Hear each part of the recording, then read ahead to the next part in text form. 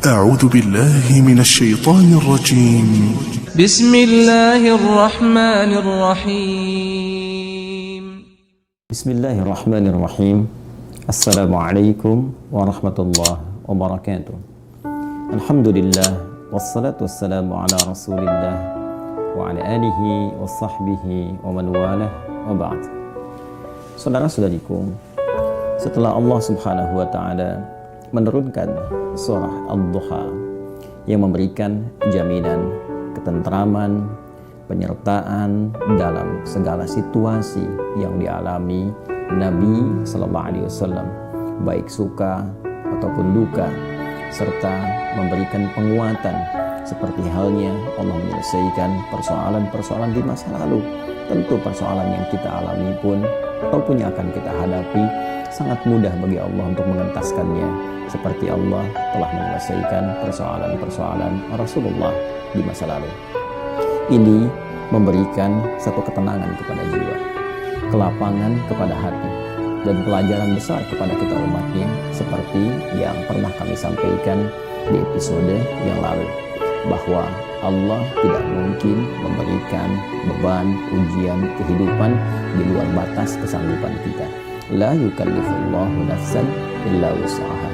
Dan mudah bagi Allah mengentaskan segala persoalan, seperti halnya persoalan-persoalan di masa lalu telah diselesaikan dan dihadirkan solusi untuk kita semua. Karena itu, di pelajaran surah Ad-Duha kita diajarkan, yakinkan pada diri kita, dalam keadaan apapun, suka ataupun duka, Allah pasti akan menolong kita. Allah pasti akan mengentaskan kesulitan kita. Dengan itu, hati kita akan lapang. Minimal secara psikologis ada ketenangan dalam jiwa kita. Kondisi lapangnya hati yang tenang, yang nyaman, dan mudah menerima petunjuk-petunjuk untuk bisa melakukan satu tindakan-tindakan, keadaannya disebut dengan syarah. Kelapangannya disebut dengan insyirah. Maka menyertai surah Ad-Duha ini turun pula surah Al-Insyirah dalam urutan mushaf di urutan ke-94. Allah Subhanahu wa taala berfirman, A'udzu billahi minasyaitonir rajim. Bismillahirrahmanirrahim. Alam nashrah laka sadrak. Bukankah sudah kami lapangkan keadaan hatimu itu, keadaan jiwamu itu. Masya Allah, Nabi Musa alaihissalam saat akan berdakwah kepada Fir'aun, memohon kepada Allah supaya dilapangkan hatinya. Rabbi syrahli sadri. Nabi Muhammad SAW belum memohon, Allah sudah berikan satu ketetapan dengan menyampaikan alam nasyrah laka sadrak. Bukankah sudah kami lapangkan keadaan hatimu itu? Pesan ini memberikan sebuah gambaran yang kuat kepada kita umatnya, bahwa dengan kelapangan hati itu, persoalan-persoalan yang besar pun akan mengecil, yang kecil pun tidak akan pernah memberikan pengaruh kepada diri kita. Karena itu, ayat ini yang pertama memberikan pesan kepada kita, jika menghadapi situasi apapun, hal yang pertama kita lakukan, lapangkan hati kita, tenang dalam menghadapinya. Demi Allah saya katakan, kita gelisah pun, kita menyoal pun, kita berkeluh kesah pun, tidak menghentikan persoalan itu hadir di hadapan kita. Maka alih-alih kita mengeluh, alih-alih membuat status yang tidak jelas, kata Al-Quran, tenangkan dulu keadaan hati kita. Bukankah Allah sudah memberikan kelapangan? Kalau Allah berikan pada Anda kedamaian, kenapa Anda memilih gelisah? Kalau Allah sudah hadiahkan pada kita ketenangan yang bisa kita dapati, kenapa kita harus memilih kegelisahan? Alam nashrah laka sadrak wa wada'na anka wizrak. Dan telah kami entaskan bebanmu itu. Masya Allah, Allah menjamin kepada Rasulullah, dalam setiap beban, tugas yang beliau pikul akan diberikan solusi, diringankan, bahkan dihilangkan beban-beban yang menyertai, sekalipun fitrahnya itu mesti dihadapi. Maka jika mengambil kaidah di ilmu Al-Quran, di asbabun nuzul, al-ibaratu bi'umumil lafzi la bi khususis sababi, seakan Allah yang memberikan pesan kepada kita, hei, tenang, tenang, bukan hanya engkau yang punya masalah. Seorang Rasul pun punya persoalan, Nabi pun punya persoalan, dan mereka lebih berat persoalannya dibanding dengan engkau. Maka tenangkan keadaan hatimu. Bukankah dulu ketika engkau punya masalah, Aku hilangkan beban itu.